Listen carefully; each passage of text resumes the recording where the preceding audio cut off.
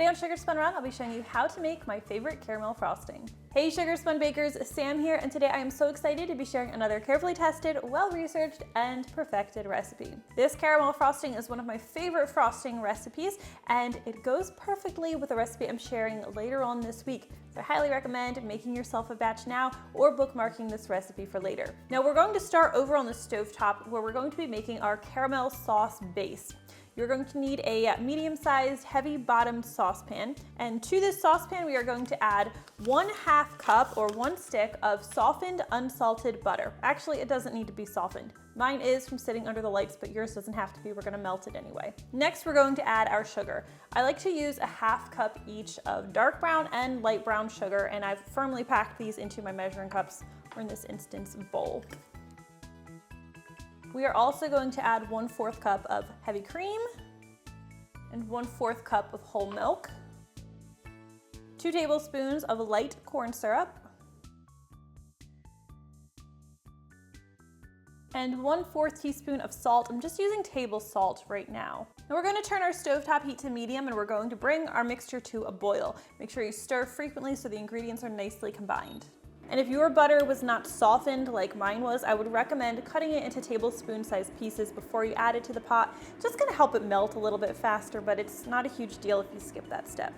I'm pretty much stirring constantly, using my spatula to scrape the bottom of the bowl because I don't want anything to burn. I'm just gonna keep doing this until my butter is melted. All right, now once our butter is melted, we're going to keep stirring constantly until our mixture comes to a boil. Now, as soon as we have a full boil, like you see here, I'm going to go ahead and I'm going to set a timer for 4 minutes exactly. You'll want to keep stirring frequently while the mixture boils. Now, I'm very comfortable just using a timer to make this caramel. I do it very often, but if you live in a very humid environment or you haven't made this before, haven't made caramel before, I would recommend that you use a candy thermometer and you want to cook the mixture until the caramel reaches 230 degrees Fahrenheit. Okay, after 4 minutes, we're going to remove this from heat. Slide that over. And now we're going to need to let this caramel cool completely before we can use it to make our frosting. So what I'm going to do is I'm going to pour it into a heat-proof bowl. I always try to do this so you get the best angle on camera, but I'm not left-handed, so it's always awkward. Okay, now the larger the bowl you use, the faster your caramel will cool. It is so important though that this caramel be 100% cooled before you go any further or you're going to have a runny, messy frosting on your hands. You can see here right now, this is super, super thin. It needs to thicken up to a consistency like a thick caramel sauce. So I do have some caramel that I prepared last night, that way we didn't have to wait for this one to cool. So I want to show you what that consistency looks like. As you can see, it's much, much thicker. This is what you're looking for, really thick caramel sauce. So to actually make the frosting, we're going to start much like we would with a typical American buttercream. You're going to need 1.5 sticks or 3/4 cup of softened unsalted butter. I'm gonna add this to a large mixing bowl and get mine out of the wrapper. And we're just gonna beat this until it's smooth and creamy. You could use a stand mixer. I'm just gonna be using my electric hand mixer today.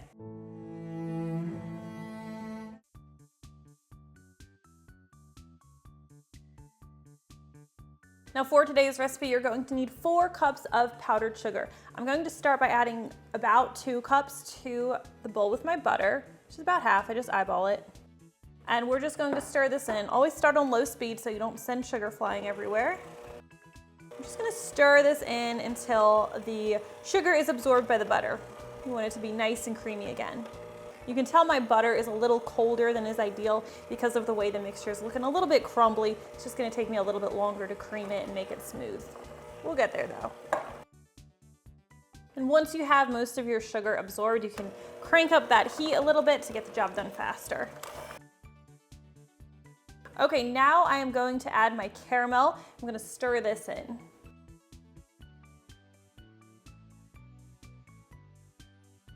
We'll stir this caramel in on low speed. Then we will gradually add the rest of our powdered sugar.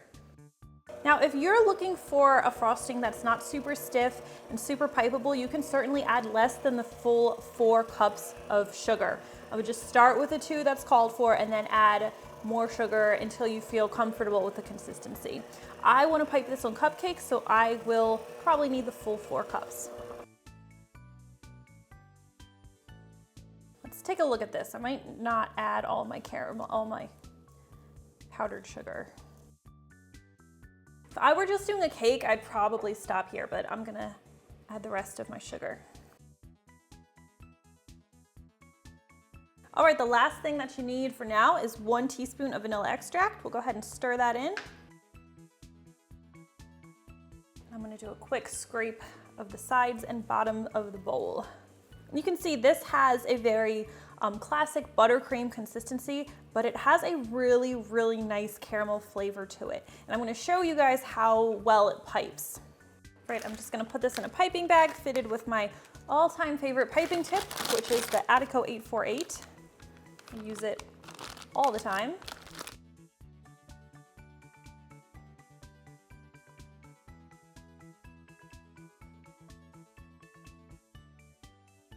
All right, and I have some chocolate cupcakes right here. I'm just gonna go ahead and pipe this frosting on them. Now this is a pretty sweet frosting, so you don't really need a ton of it. I like these little rosettes a little bit better, but I wanna show you how versatile this is, or how well it pipes and decorates. Now, again, it's a pretty sweet frosting. I don't think it's unbearably sweet, but it's caramel. It works so nicely with a little pinch of sea salt. So I recommend using a little bit of sea salt anytime you use this frosting. If you're not gonna top it with sea salt, you might wanna add a pinch more into the pot when you're cooking your caramel sauce. I mean, look at that. I don't want it to fall off the cupcake from the bottom, but you can see it's holding its shape really well. If I let this sit on here and become firm, I'd be able to turn the cupcake upside down and the frosting won't fall off. Cupcake might give, but the frosting will hold firm to it. And there you have it. That is how you make my favorite caramel frosting. I really love this one. I'm really excited for you guys to try this one out. And if you do, please leave me a comment and let me know what you think. I always love hearing from you. Thank you guys so much for watching, and I'll see you next time. They're so good.